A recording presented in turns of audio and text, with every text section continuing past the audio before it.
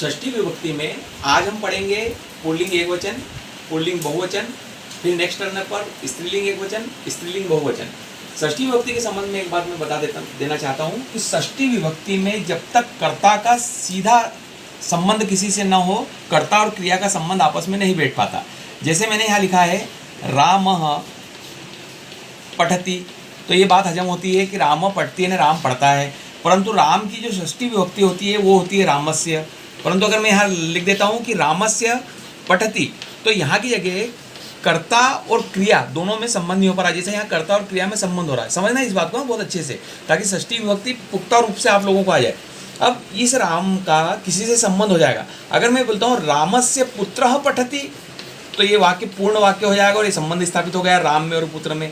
या मैं बोलता हूँ रामस्य पुत्रः नरेशः पठति, तो यहाँ भी संबंध स्थापित हो गया और ये कर्ता और क्रिया।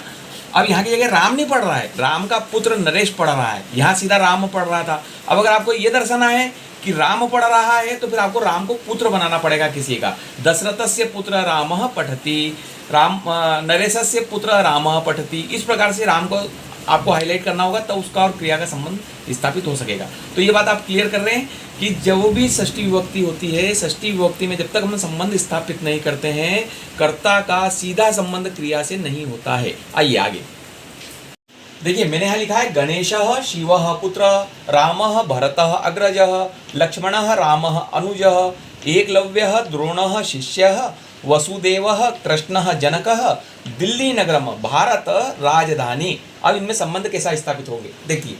गणेशः शिवस्य पुत्रः, ठीक है, गणेश शिव के पुत्र हैं। रामः भरतः अग्रजः, तो क्या हो जाएगा रामः भरतस्य, यानी भरत के कौन है, अग्रज हैं। ये संबंध स्थापित हो गया किसमें, राम में और भरत में। उसी प्रकार लक्ष्मणः रामः अनुजः, तो लक्ष्मण राम के कौन है, अनुज है, तो संबंध कैसा इसका, तो यहाँ हो जाएगा रामस्य, रामस्य राम के क्या है, लक्ष्मण, लक्ष्मणः अनुजः। क्लियर बात हो गई। यहाँ अग्रज थे, यहाँ अनुज हो गए। अब एकलव्य द्रोणः शिष्य, तो क्या हो जाएगा एकलव्य द्रोणस्य शिष्य। वसुदेवः कृष्ण जनकः, वसुदेवः कृष्णस्य जनकः। दिल्ली नगरम भारत राजधानी, तो ये क्या हो जाएगा भैया, दिल्ली नगरम भारत राजधानी, तो गलत हो जाएगा। तो भारत से कैसा स्थापित हो जाएगा ऐसा संबंध, भारतस्य राजधानी। हो गई बात क्लियर, किस प्रकार से संबंध स्थापित होते हैं। अब अगर मैं एक यहाँ काम करता हूं कि मैं इसके आगे लगा देता हूं अस्ति, तो देखिए अब वाक्य कितना बड़ा हो जाएगा। गणेशः शिवस्य पुत्रः अस्ति, हो गया क्लियर है। रामः भरतस्य अग्रजः अस्ति, लक्ष्मणः रामस्य अनुजः अस्ति, एकलव्य द्रोणस्य शिष्यः अस्ति, वसुदेवः कृष्णस्य जनकः अस्ति, दिल्ली नगरम भारतस्य राजधानी अस्ति। और यह आपका एक जो वाक्य था वो बड़ा हो गया और आपको अस्थि का प्रयोग कहाँ होता है ये भी समझ में आ गया। अब मैं एक प्रयोग और करता हूं ताकि आपको और आनंद आए। अब मैं यहाँ लिख देता हूँ कस्य। अब देखिए जहां जहां स्य लगा हुआ है वहां की जगह अगर आप कस्य लगा देंगे तो सब प्रश्नवाचक मुद्रा में हो जाएगा। गणेशः कस्य पुत्र अस्ति, गणेश किसके पुत्र हैं, तो गणेशः शिवस्य पुत्र अस्ति। रामः कस्य अग्रजः अस्ति, तो रामः भरतस्य अग्रजः अस्ति। लक्ष्मणः कस्य अनुजः अस्ति, तो उत्तर हो जाएगा लक्ष्मणः रामस्य अनुजः अस्ति। एकलव्यः कस्य शिष्यः अस्ति, क्या प्रश्न बना, एकलव्यः कस्य शिष्यः अस्ति, तो क्या बना भैया और बहनों, प्रश्न क्या बना, एकलव्य कस्य शिष्य अस्ति, तो उत्तर क्या बन गया, एकलव्यः द्रोणस्य शिष्य अस्ति। वसुदेवः कस्य जनकः अस्ति, वसुदेवः कृष्णस्य जनकः अस्ति। दिल्ली नगरम कस्य राजधानी अस्ति, बोलो बेटे आप, तो दिल्ली नगरम भारतस्य राजधानी अस्ति। बहुशोभनम, बहुत अच्छा उत्तर दिया, नहीं समझ में आ रहा है। अब अपना और आते हैं आगे। प्यारे बच्चों, मैं आपके लिए संबंध से स्थापित करने के लिए कुछ वाक्य और लाया हूँ। जैसे चंद्रकुमारः पितामही यशोदा देवी, पितामही ने दादी। राजेंद्रनाथः पितामह सिद्धनाथ, पितामह ने दादा। अविनाशः मातामह सुरेंद्रपाल, मातामह ने नाना। धर्मपालः पितामही गायत्री, मातामही ने नानी। और शशांकः मातुलः हरिप्रसादः, मातुल है ने मामा। अब इनमें संबंध कैसा स्थापित होगा, देखिए, चंद्र कुमारस्य पितामही यशोदा देवी अस्ति।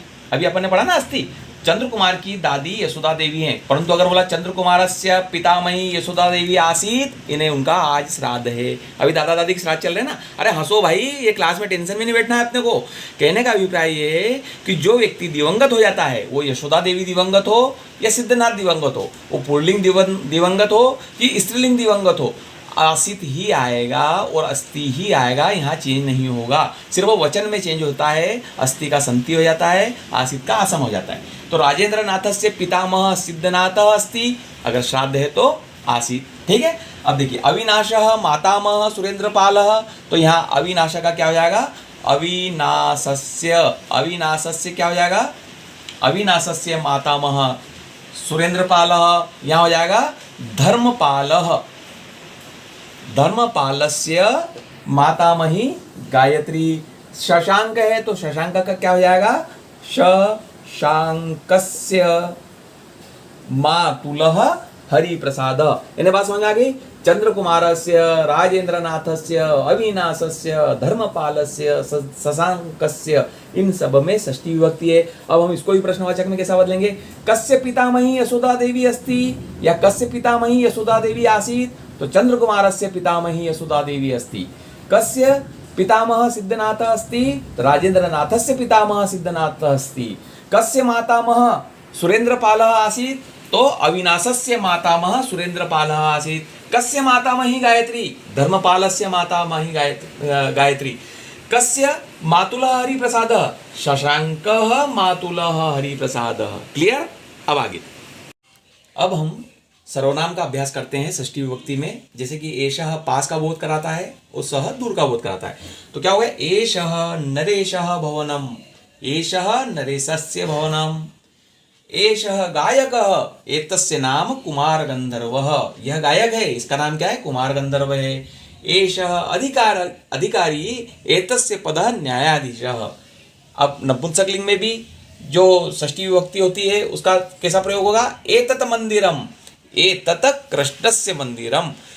नपुंसकलिंग में हमेशा प्रथमा और द्वितीय अलग होती है, तृतीया से लेकर सप्तमी तक पुल्लिंग जैसी ही विभक्तियां चलती हैं। अब दूर अगर हो तो उंगली कैसी बताएंगे? दूर बताएंगे। सह कृष्ण आराधकः, सह कृष्णस्य आराधकः, ये संबंध स्थापित हो गया है यहाँ। सह सिंह, ये वह सिंह है, परंतु संबंध क्या है?